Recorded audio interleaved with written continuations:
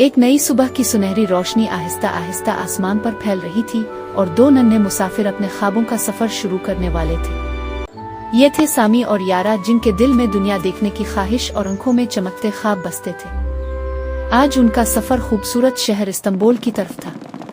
Istanbul के वसी और रोशन हवाई अड्डे पर कदम रखते ही सामी की आंखें हैरत से फैल गईं। वो खुशी से खिड़की की तरफ इशारा करते हुए बोला, यारा देखो कितने बड़े जहाज। यारा मुस्कुराते हुए इर्द गिर्द देख रही थी। नए चेहरों, नई जुबानों और नई खुशबुओं से भरी फिजा ने उनके दिलों में एक अजीब सी खुशी जगा दी थी। जब गाड़ी शहर की सड़कों से गुजरी तो इस्तांबुल ने अपने रंग दिखाना शुरू कर दिए। सुर्ख झंडे, चलती ट्रामें, मसरूफ बाजार और दूर कहीं चमकता हुआ समंदर। सामी हाथ हिलाकर लोगों को सलाम करता और यारा खिड़की से चेहरा लगाए हैरत से बाहर देखती रहती। फिर वो एक अजीम तारीखी इमारत के सामने पहुंचे, आया सोफिया। इसका अजीम गुंबद आसमान को छूता महसूस होता था और सामी ने आसमान की तरफ देखकर आहिस्ता से पूछा, यारा ये कितनी पुरानी होगी?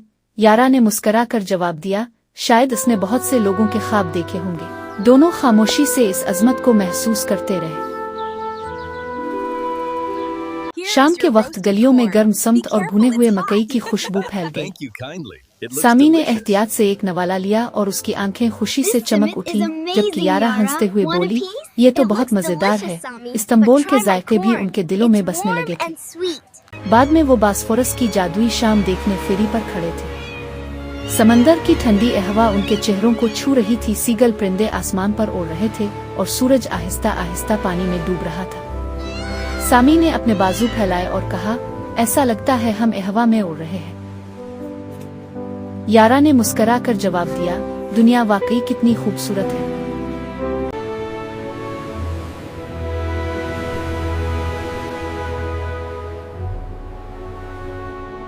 रात के वक्त शहर सितारों की तरह जगमगा रहा था।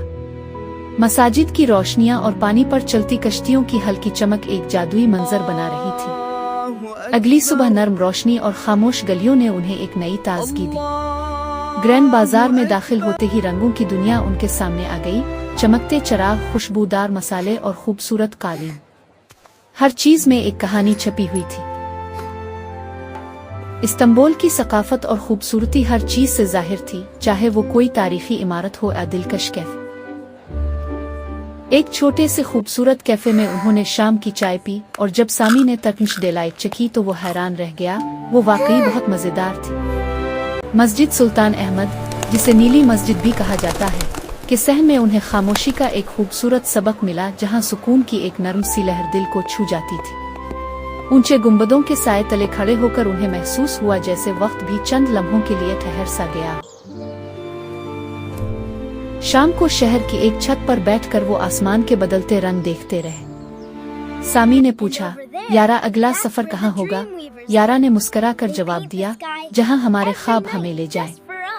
नीले आसमान तले चमकते सितारों के साथ वो एक दूसरे को देखकर मुस्कुरा दिए। इस्तांबुल ने उन्हें सिर्फ इमारतें और जायके नहीं दिए थे, बल्कि यादें, दोस्ती और नए ख्वाब भी दिए थे। और उनका सफर अभी खत्म नहीं हुआ था, ये तो बस शुरुआत थी। क्योंकि दुनिया बहुत बड़ी और खूबसूरत है और सामी और यारा के ख्वाब इससे भी कहीं ज्यादा।